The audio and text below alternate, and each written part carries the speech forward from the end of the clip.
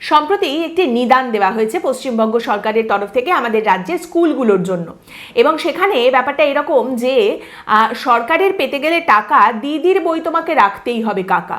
ব্যাপারটা কি না, বলা হচ্ছে যে আমাদের রাজ্যের সরকার নিয়ন্ত্রিত যে স্কুলগুলি রয়েছে সেখানে সেই স্কুলের গ্রন্থাগারগুলিতে কি কি বই রাখতে হবে তার একটা তালিকা তৈরি করে দিয়েছে স্কুল শিক্ষা দপ্তর, এবং সেই তালিকা অনুযায়ী বইগুলো স্কুলের গ্রন্থাগারে রাখতে হবে। আর সেই তালিকায় দেশ বিদেশের প্রচুর নামী অনামী লেখকদের বই যেমন রয়েছে, তারই সঙ্গে রয়েছে মুখ্যমন্ত্রী মমতা বন্দ্যোপাধ্যায়ের লেখা অনেকগুলি বইও।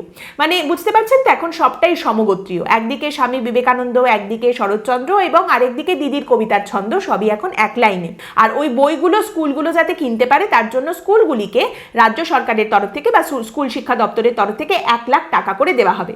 আর স্কুলগুলো যদি এই রাজ্যের ঠিক করে দেওয়া তালিকা অনুযায়ী বই না কেনে, না রাখে, তাহলে ওইসব 1,00,000 টাকার গল্প ভুলে যাও, ওটা 1,00,000 টাকা তুমি পাবে না। অবশ্যই এই গোটা প্রক্রিয়াতে স্কুলগুলো কিন্তু নিজের পছন্দ মতো বই কিনতে পারবে না।